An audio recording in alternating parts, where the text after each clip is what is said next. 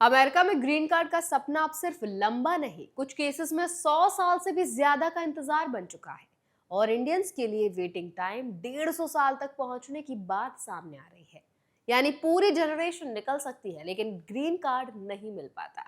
आज इस वीडियो में हम समझेंगे ये डिले इतना ज्यादा क्यों है, यूएस के रूल्स एक्चुअली क्या कहते हैं, बैकलॉग कैसे काम करता है, इंडियंस के लिए सिचुएशन इतनी टफ क्यों है, और इस पूरी प्रोसेस में क्या लीगली पॉसिबल है और किन बातों का खास ध्यान रखना जरूरी है। तो चलिए फिर जल्दी से वीडियो को स्टार्ट करते हैं। हाय, मेरा नाम है वर्षा दुबे और आप मुझे देख रहे हैं एनबीटी टेक एड पर। सबसे पहले सीधी बात, यूएस में employment based green card system में कंट्री वाइज लिमिट्स होती हैं। यानी हर साल एक फिक्स्ड नंबर ही ग्रीन कार्ड के लिए दिए जाते हैं और उसमें भी हर कंट्री के लिए कैप तय होता है। यही सबसे बड़ा रीजन है कि इंडिया जैसे कंट्रीज के एप्लीकेंट्स के लिए बैकलॉग बहुत ज्यादा बढ़ गया है। अब इस बैकलॉग को समझते हैं। यूएस में green card process priority date पर चलता है। जब आपका एप्लीकेशन फाइल होता है वही आपकी पोजीशन तय करता है। लेकिन क्योंकि इंडियन एप्लीकेंट्स की संख्या बहुत ज्यादा है, क्यू लगातार लंबी होती जाती है और अप्रूवल्स लिमिटेड होने की वजह से प्रोसेसिंग टाइम कई दशकों तक खिंच सकता है। करंट सिस्टम में इंडियन एप्लीकेंट्स के लिए वेटिंग टाइम एक्सट्रीम लेवल तक पहुंच चुका है। कुछ कैटेगरीज में ये 100 साल से ऊपर और लगभग 150 साल तक का प्रोजेक्शन दिखाया गया है। यानी रियलिस्टिकली एप्लीकेंट को अपने लाइफ टाइम में ग्रीन कार्ड मिलना मुश्किल हो सकता है। अब बात करते हैं नियमों की, रूल्स क्या कहते हैं। इसे क्लियरली समझना भी बहुत जरूरी है। यूएस इमिग्रेशन लॉ के तहत एम्प्लॉयमेंट बेस्ड कैटेगरीज में हर साल लिमिटेड वीजाज अलोकेट होते हैं और पर कंट्री कैप लगभग 7% के आसपास रहता है। इसका मतलब ये है कि चाहे किसी कंट्री से कितने भी एप्लीकेंट्स हो, उन्हें उसी कैप के अंदर प्रोसेस किया जाएगा। यही रूल इंडियंस के लिए सबसे बड़ा बॉटल नेक बनता है। अब इसका प्रैक्टिकल इम्पैक्ट क्या होता है वो भी समझ लेते हैं। इंडियन प्रोफेशनल्स जो सालों से यूएस में काम कर रहे हैं, उन्हें टेम्पररी वीजा स्टेटस पर ही लंबे समय तक रहना पड़ता है क्योंकि ग्रीन कार्ड मिलने में डिले होता रहता है। इससे जॉब मोबिलिटी, स्टेबिलिटी और लॉन्ग टर्म प्लानिंग पर असर पड़ता है।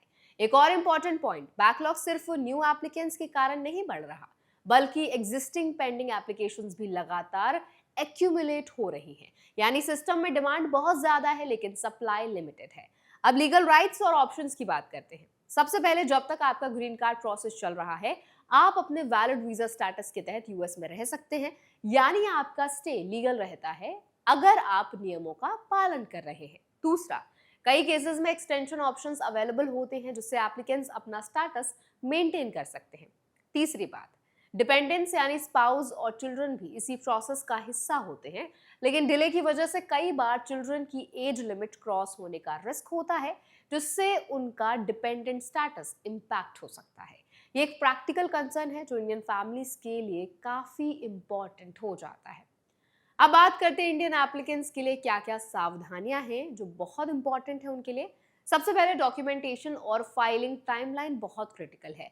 आपकी प्रायोरिटी डेट ही आपकी पोजीशन तय करती है, इसलिए डिलेज या एरर्स अवॉइड करना जरूरी है। दूसरा, वीजा स्टेटस हमेशा वैलिड रखना जरूरी है क्योंकि ग्रीन कार्ड अप्रूवल आने में लंबा समय लग सकता है। तीसरा, लॉन्ग टर्म प्लानिंग रियलिस्टिक होनी चाहिए क्योंकि प्रोसेस अनप्रिडिक्टेबल हो सकता है। अब ब्रॉडर लेवल पर समझें तो ये सिचुएशन यूएस इमिग्रेशन सिस्टम की स्ट्रक्चरल लिमिटेशन को भी दिखाती है, जहां डिमांड और सप्लाई के बीच बहुत बड़ा गैप है और कंट्री कैप रूल इस गैप को और बढ़ा देते हैं। यह भी समझना जरूरी है कि ग्रीन कार्ड सिस्टम चेंज होने के लिए पॉलिसी लेवल पर बदलाव चाहिए, लेकिन जब तक रूल सेम है, नियम बराबर हैं, तब तक बैकलॉग इशू बना रहेगा। अंत में पूरी बात को सिंपल तरीके से समझ लेते हैं। इंडियंस के लिए यूएस में ग्रीन कार्ड पाना अब सिर्फ प्रोसेस नहीं बल्कि एक लंबी वेट बन चुका है। रूल्स क्लियर हैं लेकिन डिमांड इतना ज्यादा है कि वेटिंग टाइम एक्सट्रीम हो गया है।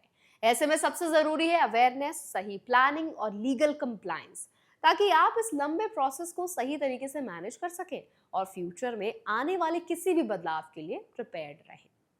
तो आई होप ये वीडियो आपके लिए हेल्पफुल रहा होगा। अगर ये वीडियो आपको पसंद आया तो उसको लाइक करें, शेयर करें। इस पूरे वीडियो पे आपका फीडबैक क्या है, आपका क्या राय है, क्या ओपिनियन है, कमेंट्स में जरूर बताएं। ऐसे और वीडियोस के लिए, अपडेट्स के लिए, इन्फॉर्मेशन के लिए हमारा चैनल एनबीटी टेक एड को भी जरूर सब्सक्राइब करें।